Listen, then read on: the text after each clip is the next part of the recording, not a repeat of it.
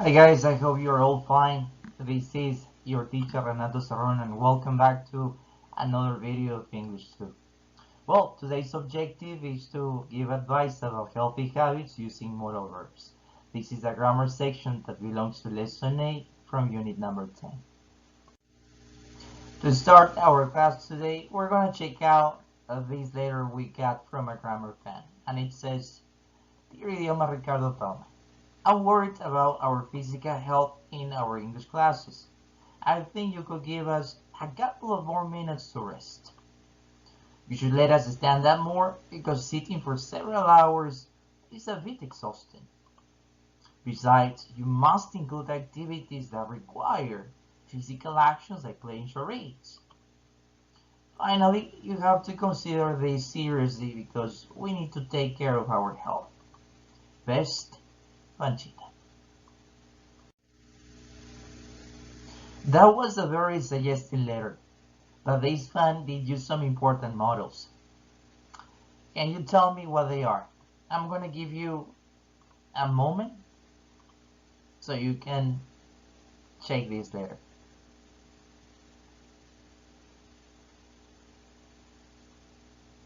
Okay, so let's see what's the first modal verb that we have in this letter. Very good. The first one is could. Okay. What about the second one? That's right. The second one is should.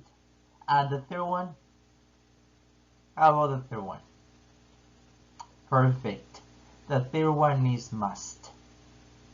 Very good. Okay, class. So once we identify the modal verbs in the previous letter, let's work with them here.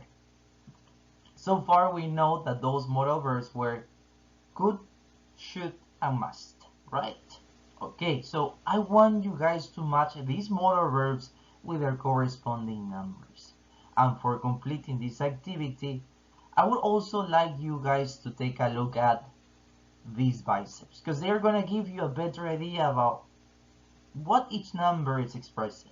For example, number 1, it says it gives very strong advice.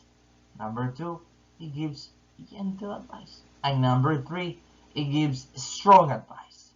Okay, so please take a couple of seconds to start matching and then we'll see what the answers are.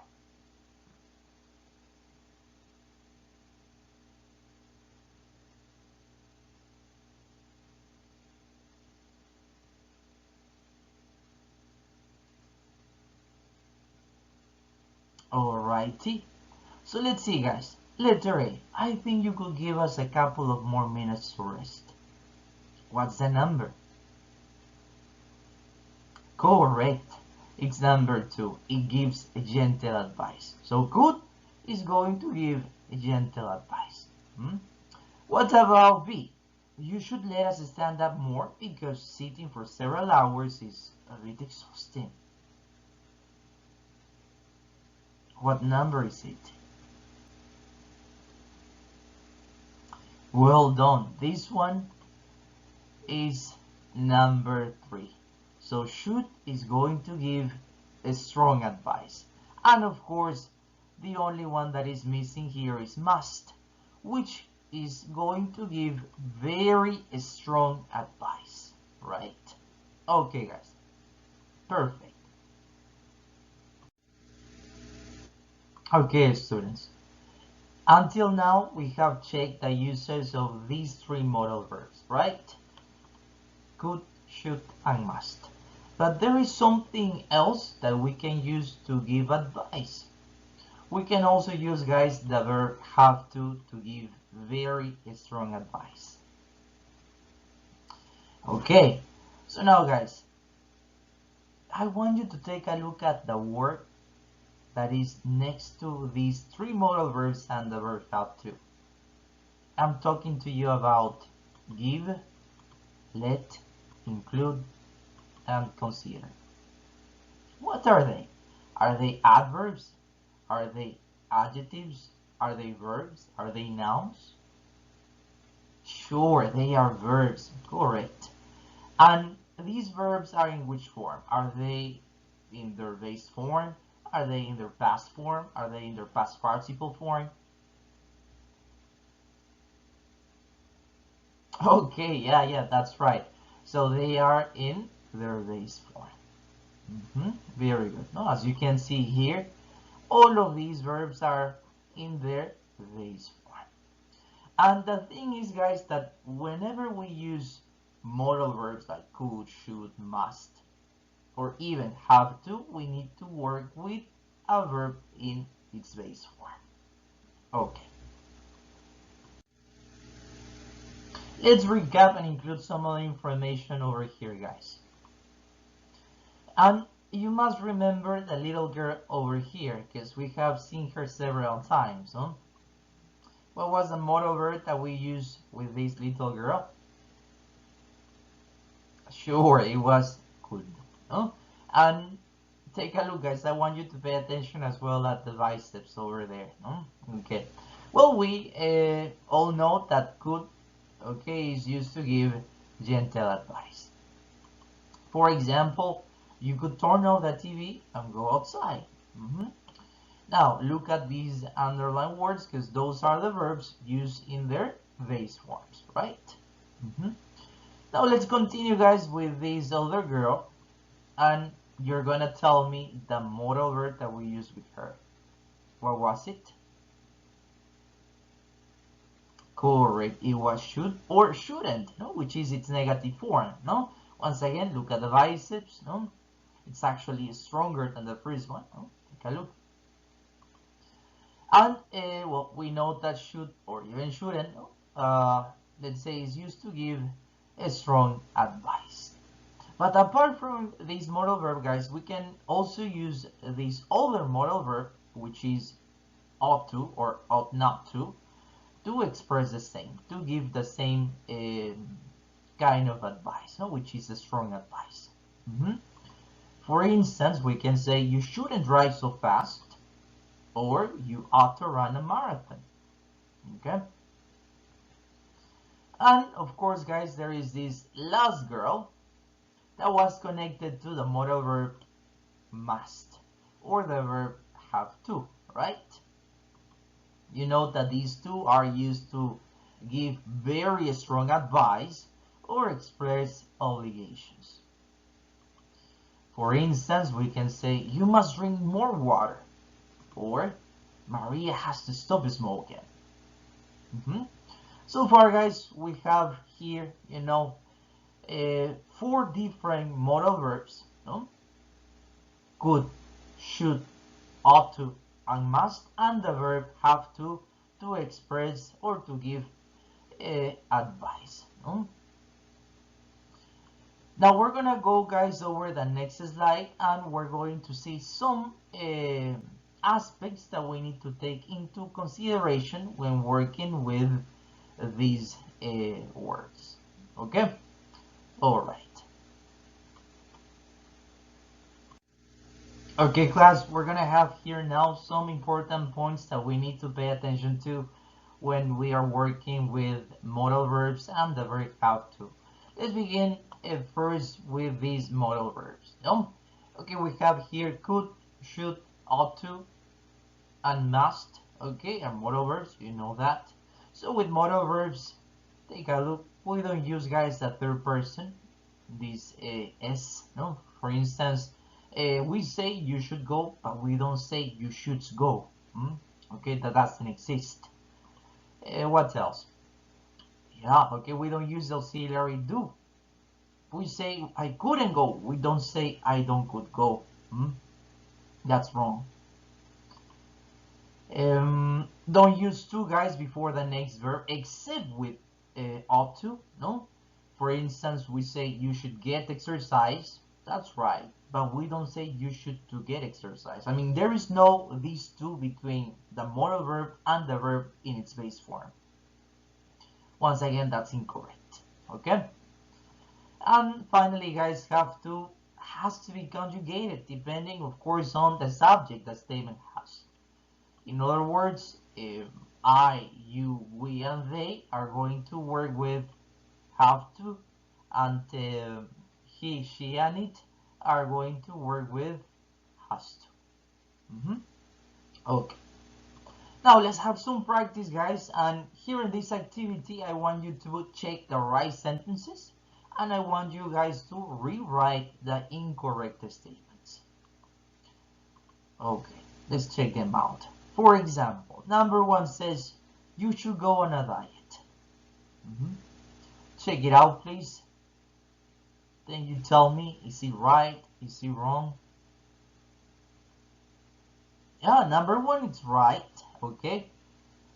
We have no problems with number one. Okay, so it's correct. Very good. What about, guys, number two? She must go to bed early.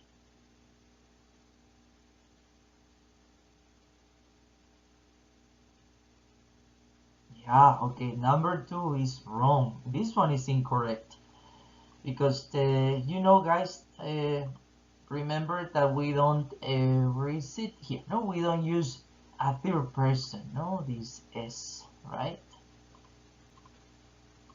Okay, so we'll have something like this. No, she must go to bed early. That's it. No, no third person. Hmm? Okay. What about, guys, the number three? You don't should take a day off.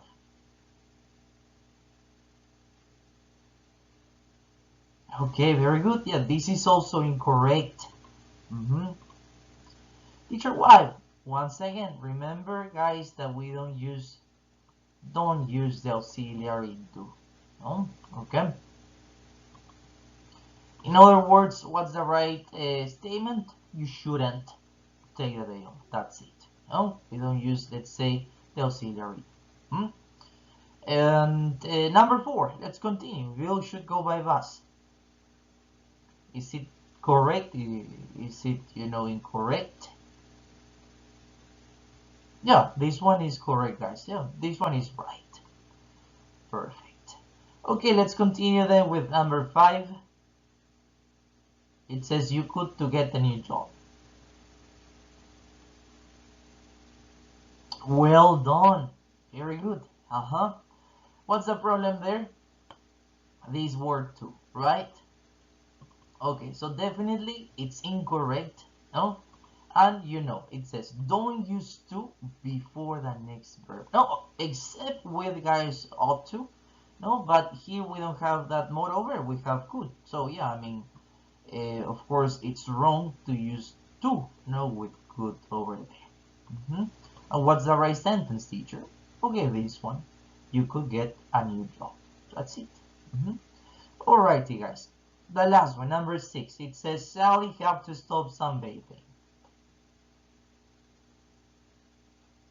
Okay, yeah, that's right. Okay, this is also incorrect. Um,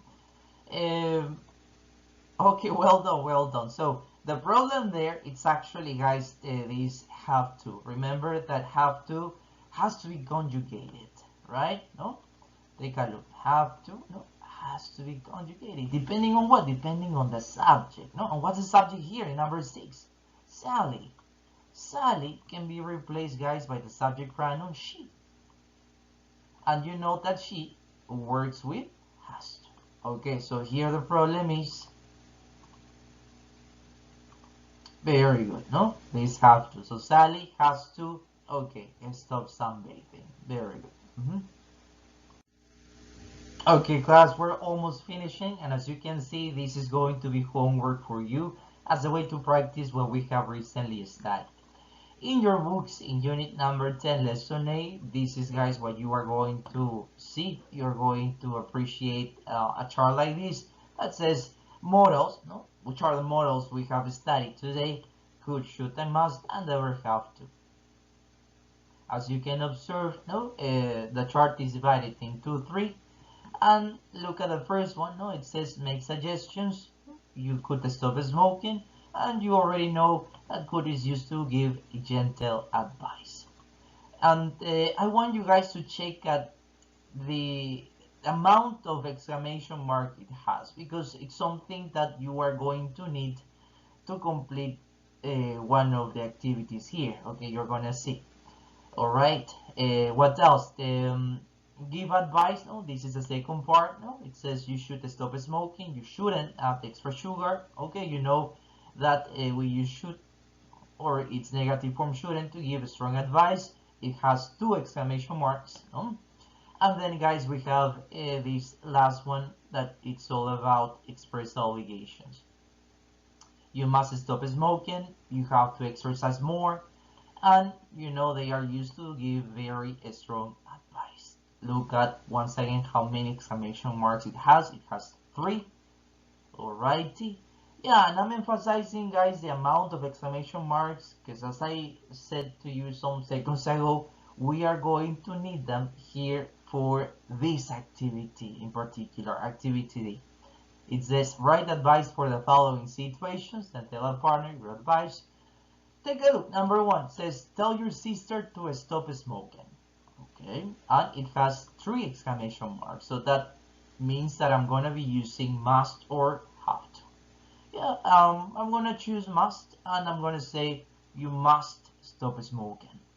That's it. And then, guys, we're going to continue with the rest of these sentences. One more time, pay attention to the number of exclamation marks each statement has. Okay, dear students, as you can see, we finished our session. And well, please do not forget to continue studying, continue practicing, and please do not forget as well to do your homework. Thank you so much for staying until now, and we'll see each other next time. Bye bye.